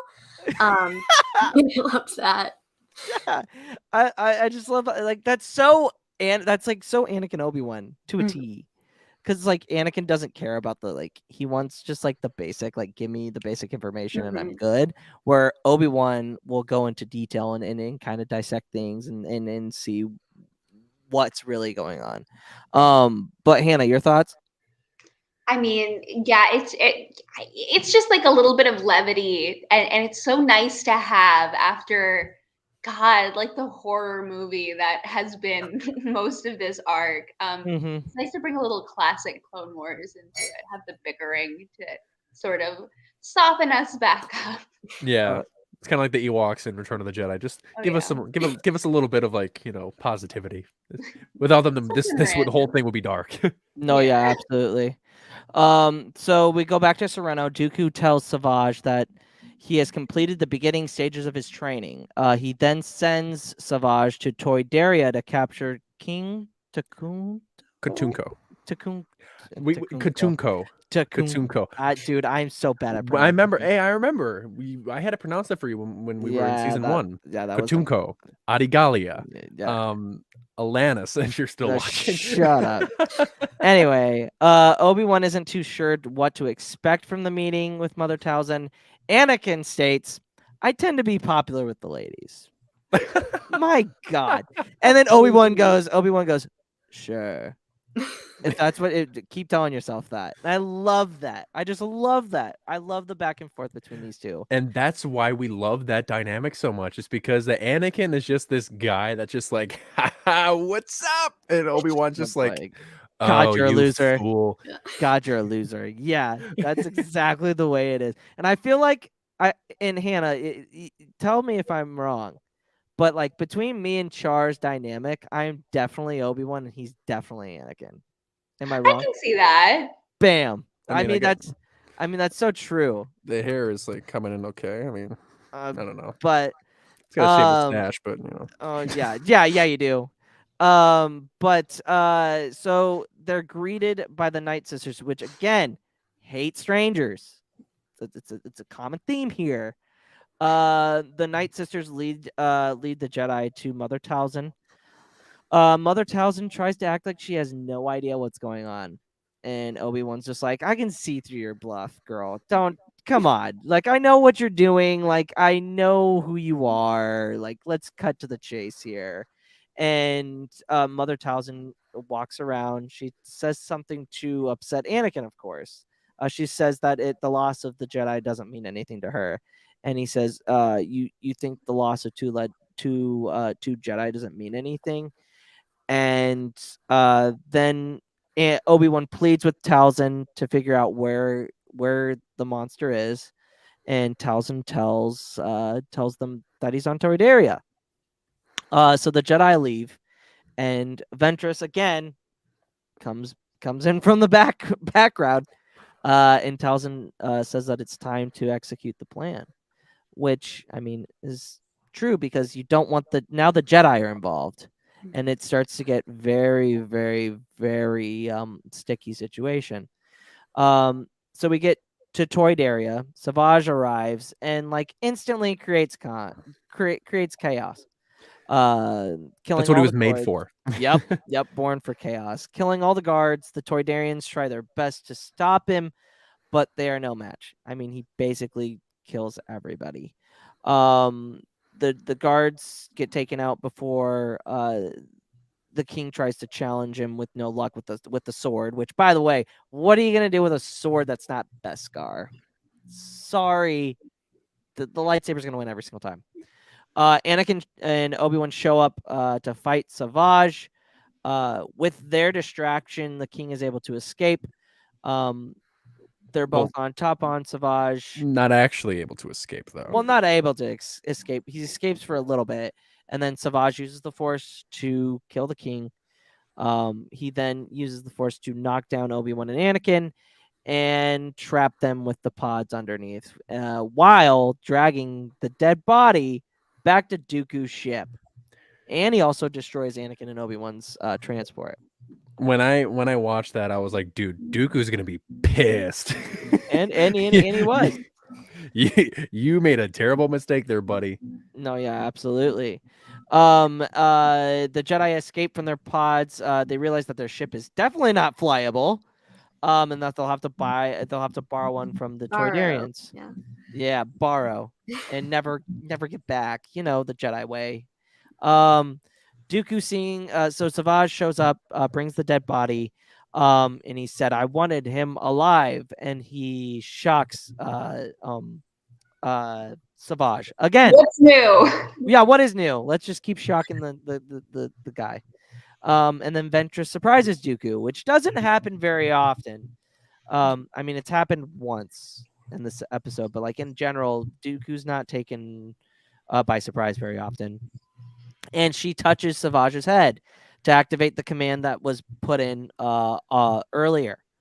And we get to see the best. I feel like the lightsaber battles in this arc are very, very, very underrated. Very underrated. Obi-Wan and Anakin land in the hangar, head straight to Dooku's quarters. Dooku is able to handle Savage and Ventress without any effort at all, I feel like. Savage obviously is the weaker of the two, supposedly. Supposedly, of course he is. He is, but then during the battle, he force chokes both of them and tosses. Oh yeah, them. just like what Ventress does at the beginning of the arc. Of the arc, yeah. Dooku escapes down his little shaft thing like he does always. But Ventress is close behind him. Anakin and Obi-Wan show up, and Obi-Wan says, "We'll take him together." I was about to say that. And I think Anakin says, "All right." I don't think he says what he says in Revenge of the Sith, but I thought that was interesting. And Savage wrecks them. Yeah. Just destroys them right off the bat, just like pummels them. Meanwhile, Ventress goes one-on-one with Dooku. They have a nice little back and forth, but she ends up failing. She escapes by cutting the gas line, or like a pressured air that shoots hot air into his face, and obviously causes him to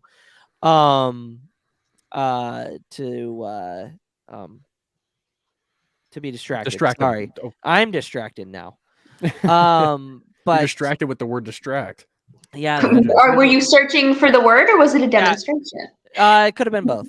So then Dooku gives the droids the order to kill Savage. As Obi-Wan and Anakin are still fighting him.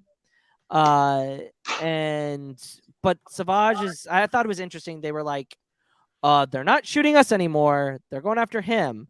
And then once Savage escapes, they start shooting at, like, I love how the droid's like, you aren't supposed to be here. And then they just cut him down. I'm like, man, that's just typical droid. And then also Anakin and Obi-Wan escape. Thoughts on the fight sequence, kind of like the whole thing that we just went through? I thought the fight was amazing. I just love the part where Ventress walks in and Dooku's just like, Ventress. Yeah. And then Savage is like, Savage, you can make amends to your mistake by killing this witch. Yes. And then she's like, show where your true loyalties lie. And then he's like, yes, sister. And then that's where it all starts. And I'm like, that's such a cool intro to a fight.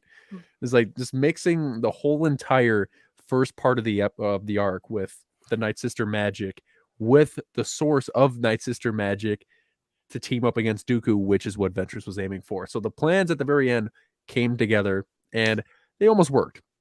And I love when Ventress was like, get up, you idiot, kill him.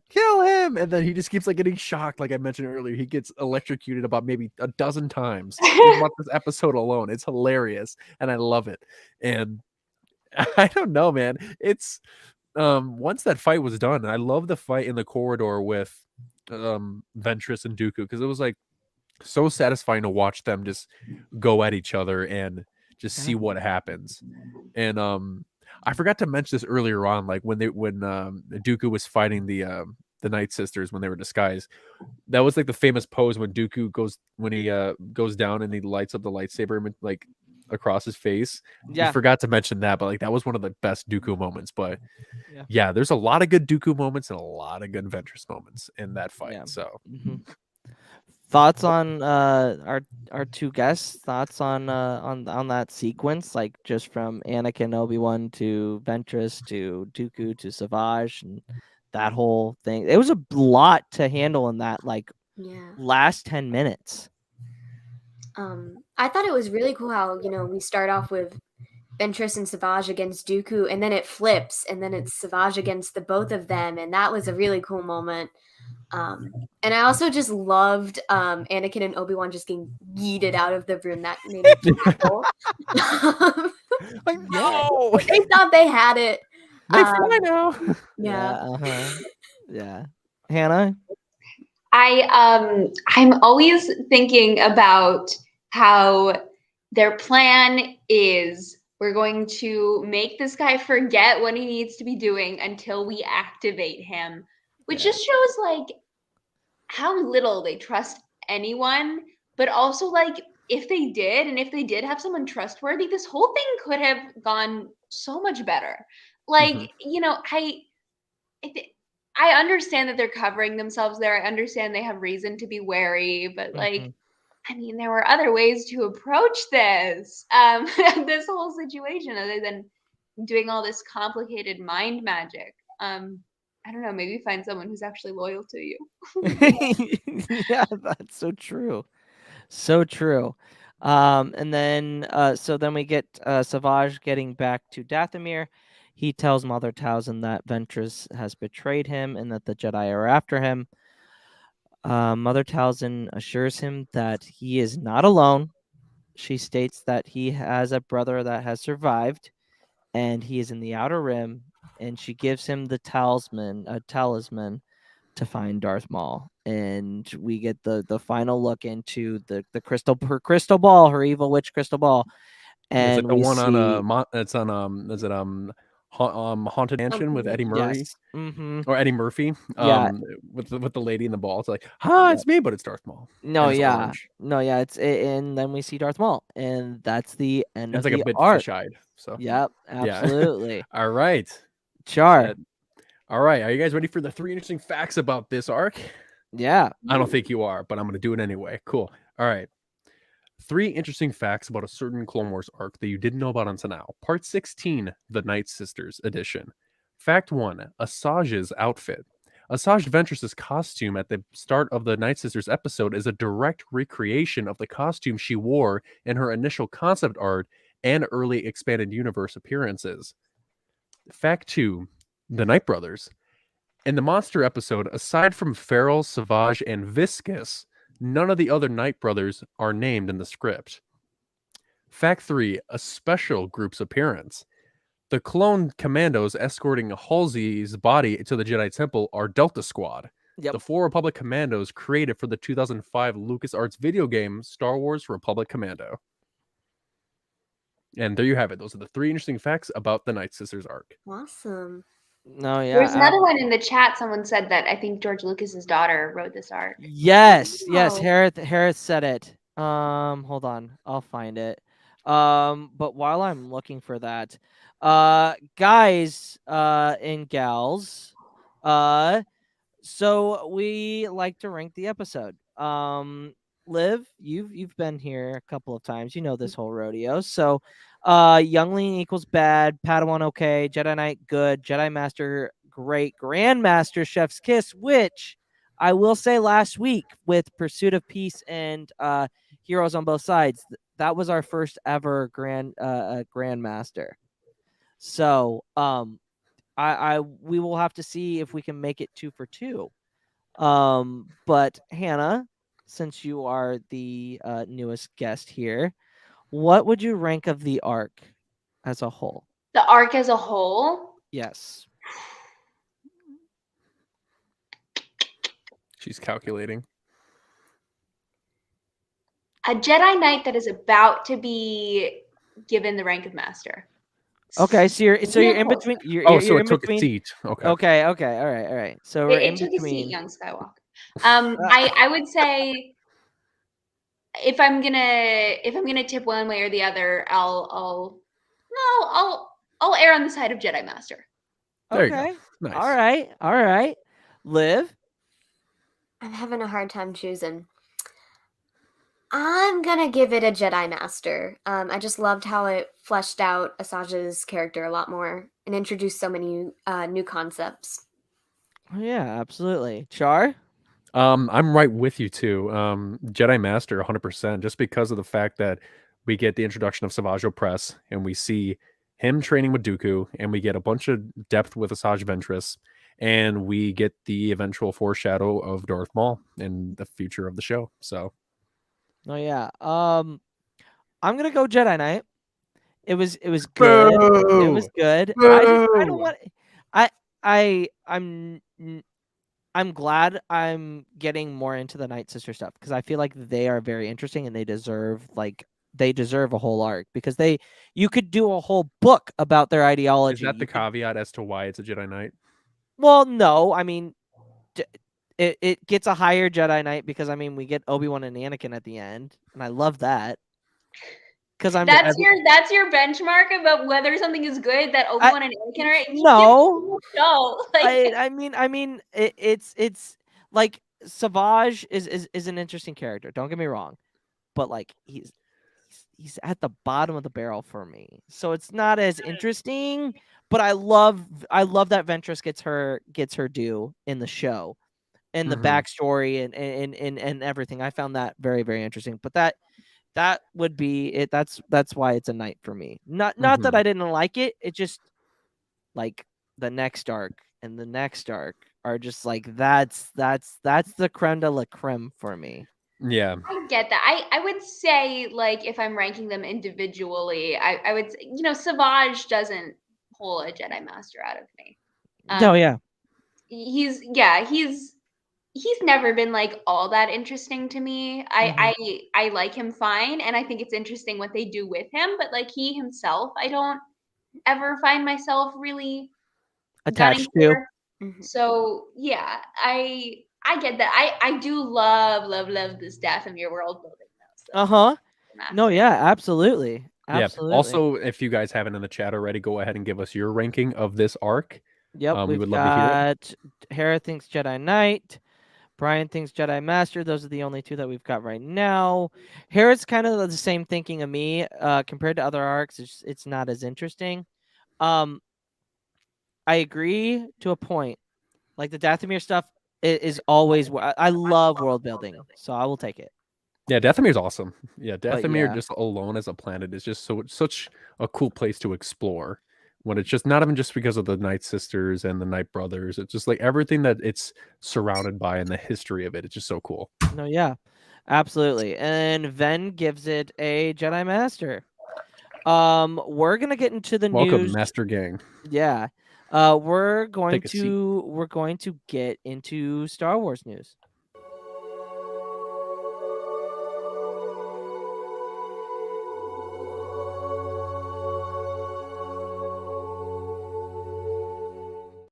Okay, Hannah. So, if you haven't known this about me, I am a big Anakin stan. So the first thing that we are going to talk about is it'll be everybody that has watched the channel knows that I am like my most anticipated thing of 2022 is Kenobi. Yeah, it explains all of the armor that's around you. You have a Rex hat, a Rex sweatshirt, and then a stormtrooper frame behind you. Vader's right there. Yeah. But so there are rumors that we're gonna get de-aged Hayden. So I want everybody's thoughts on that. And 2, we might be getting a trailer next Wednesday. So thoughts? I gotta say, and I'm sorry, but I don't know if I believe you about the trailer thing after the Super Bowl. I know. I thought I was gonna be right, and I wasn't right, and I took the L.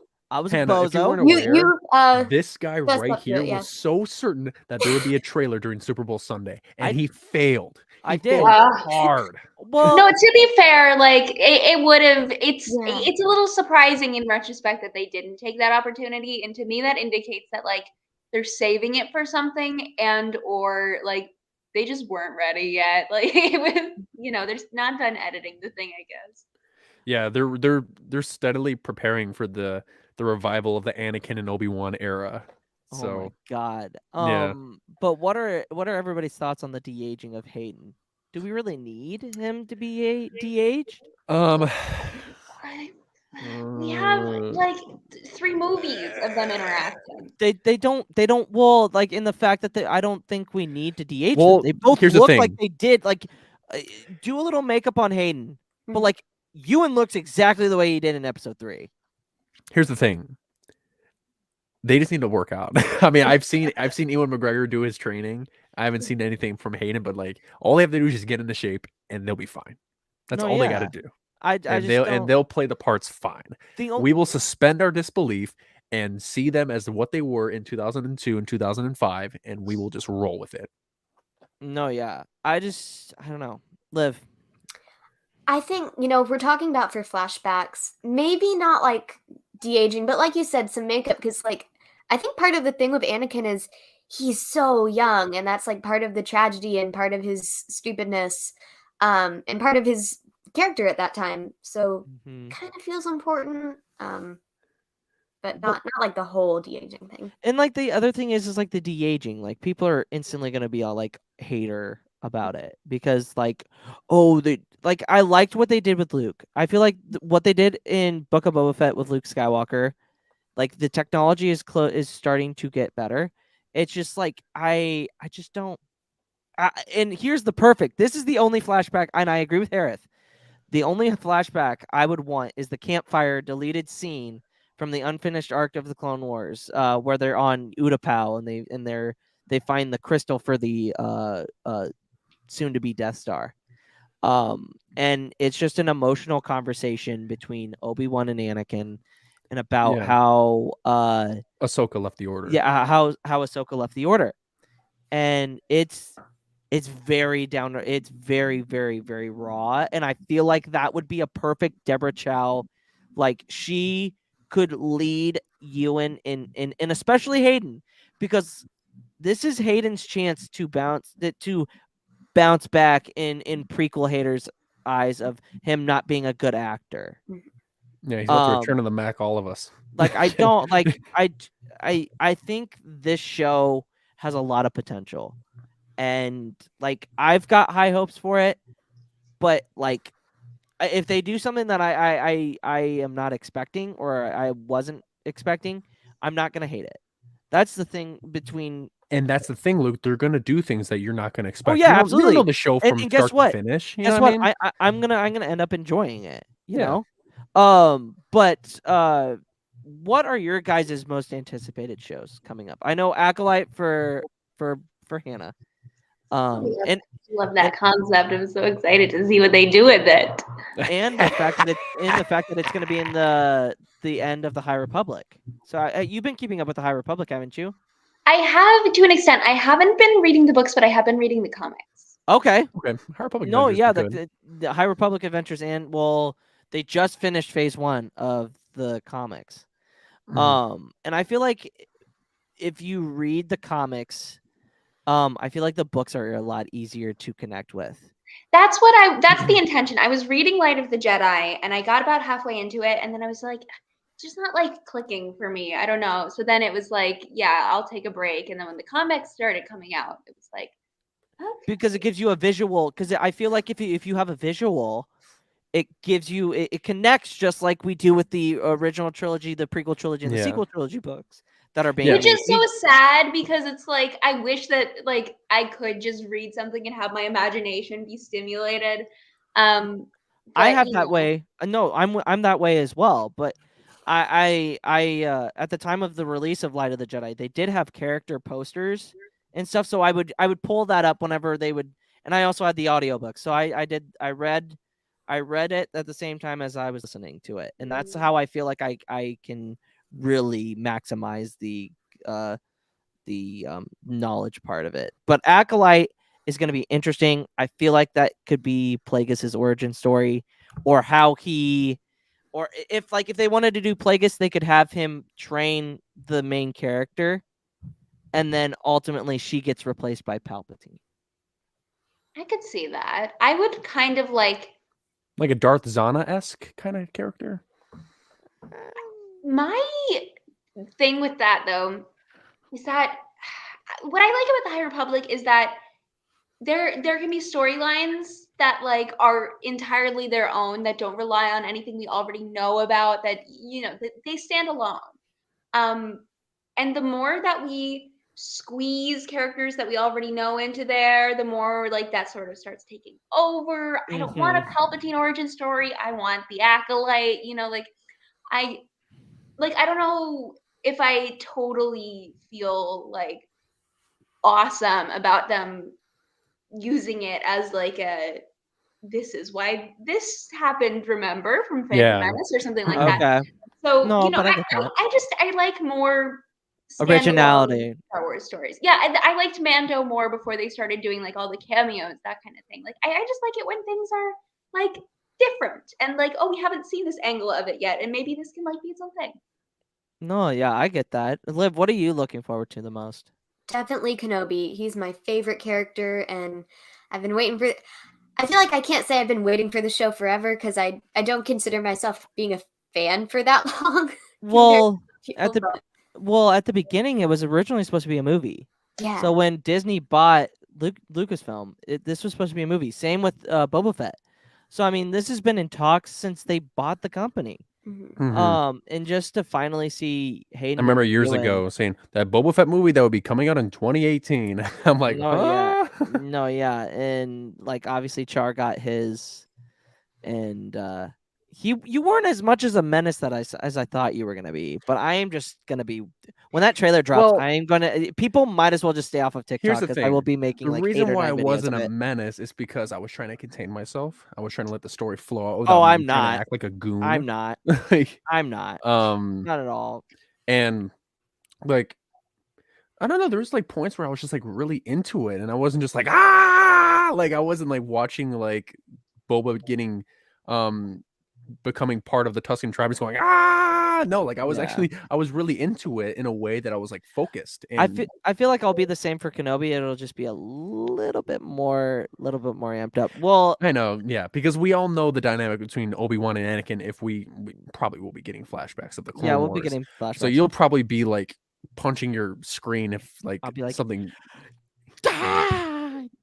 You'll probably like I'll lose have it. your dog in the air, just like yes, yes. Yeah, pretty much. But John Watts is rumored to be directing the High Republic show.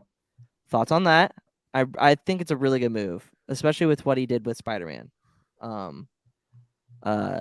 Thoughts on that?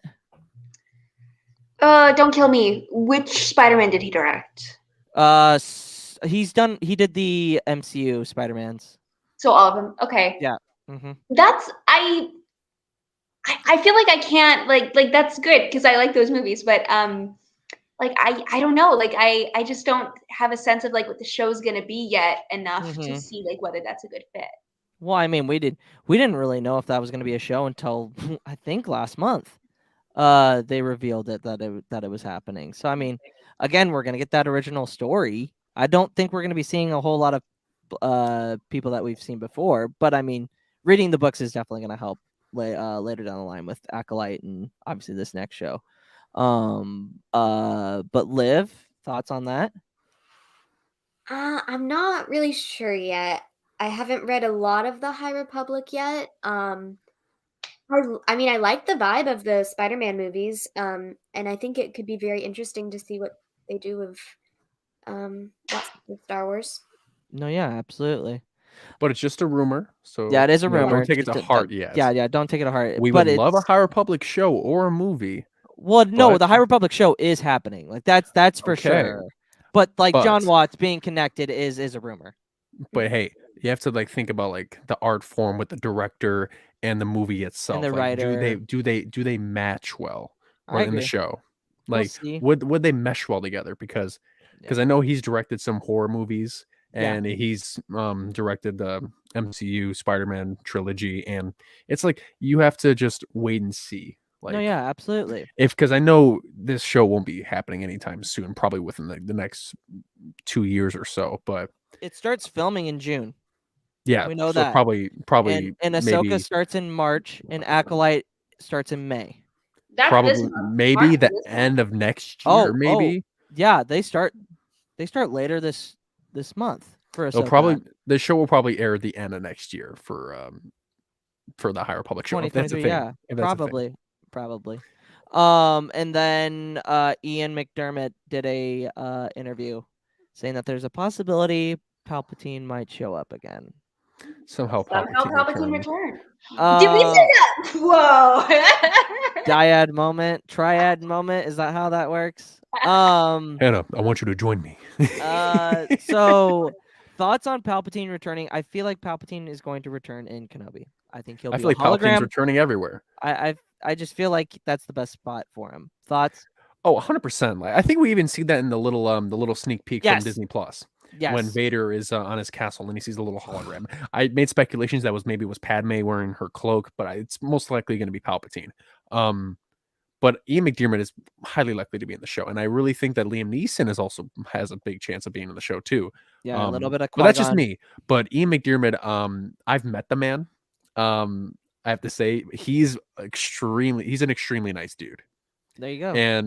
And I'm excited for him to be in any Star Wars project for as long as he lives. So I'm excited. And what if we even get Ray Park? Because I met the man too, and I feel like that he'd be a good addition to the show. He's not. No, Maul's dead at that point. No, I he's think. not. 10 Kenobi- years? Oh yeah, that's right. Maul dies No, in no, BBY. Maul ain't coming into the show. You don't Maul have dies Maul in- and Vader, unless you have Maul Vader. Oh, that would be insane. Maul, Vader, and Kenobi. All right. Ever think I'm about that, sorry. Luke? Huh? I'm sorry. Hannah, your thoughts? Liv, your thoughts That's enough on slices. No, too many Sith. but thoughts on Palpatine. I don't want them to like overpower what has already been made so beautifully in Rebels. Everyone was true. like clamoring, like, I want to see Obi-Wan versus Maul. I want to see Obi-Wan versus Maul. It's like that exists. Like, But I in want Rebels. Maul to yell Kenobi in live action. Like, what? Just watch Rebels. You're not above watching a children's show. Just because it was on Disney Channel doesn't mean it's bad. Damn. Yeah. Like, No, yeah. Rebels is my favorite show. Rebels is my favorite show. amazing. Yep. And it's like you can't just doubt it because it's like It's on Disney XD, so that's the cool kid Disney anyway. Yeah, bro. Yeah. Yeah, absolutely. Liv, your thoughts on Palpatine? Okay, so I think he's cool. I would love to see him a bit in the show, but I'm a little tired of him being the big bad in everything. Okay, I kind of agree. I But think he's Vader. bad. I think Vader should be the big bad of. Yeah, I Kenobi. want him I think to he will be. Well, there's gonna be a lot of big bads. There's just gonna be Inquisitors. There's gonna be Yep. Vader. There's gonna be Stormtroopers. Empire. Lots of Stormtroopers that can't aim. There's But I gonna mean- be a lot of people. But I mean, when I mean big bad, I mean the Main antagonist. antagonist. I'm talking main like Pon antagonist. Krell bad. You know. We know Vader's better than Pon Krell. But anyways, fuck Pon Krell. Anyway. Hey, wait till season 4. We're almost done with yeah, season yeah, 3. yeah. We're almost there. Everybody, that's gonna be it for the episode. Thank you for our guests and everybody in the chat that came and hung out with us. And also, if you'd like to shout out, if you want to go ahead and shout out where everyone can find you in the chat, we would really appreciate that. We'll start with Liv. I'm at Kyber Crystal Designs on Instagram and TikTok. I do a lot of fun art Star Wars content. Yes, she does. She makes awesome like bookmarks that I have. I'm using your Ahsoka one as a bookmark actually. Oh yay! Yep. So she sent us that after her first appearance. So if you're ever looking for art, we've got a lot of good art. Like we know a lot of artists. Yeah. And That's awesome. Yeah, it's amazing. Hannah, thank you Yes, again for hello. coming I'm at Discount Bo-Katan on TikTok and now Instagram also. I'm in the process of loading in my TikToks there, for There you go. security, because you never know what's gonna happen anymore. They can just take your account now, I guess. Yeah. But yeah, we make a lot of fun commentary and comedy and things like that on Lots of fun and games. fun and games. We like to have fun here. Absolutely. Char, where can the good people find you? I love how you said good people. Good people. You Yeah. can find me on TikTok at CharCharJ as listed right here. And you can find me here every Thursday night at the Podmons podcast covering our Clone Wars rewatch. And you can follow me at the Pod Ones Podcast on TikTok, Pod Ones Pod on Instagram, and at Pod Ones Podcast on Twitter. And let me preface. So next week, guys, next Thursday at March 10th, we will be covering the Mortis arc. And after that, we have 2 more, and then we are finished with season 3 of Clone Wars. Yes. So stay tuned for that. And also, if you haven't liked or subscribed, go ahead and leave a like on this video and subscribe to our channel so you don't miss any of the future broadcasts. Bam. Love it. That's gonna be your thing from now on. But that's gonna be it for Light and for Life. And may the Force be with you always. See you guys.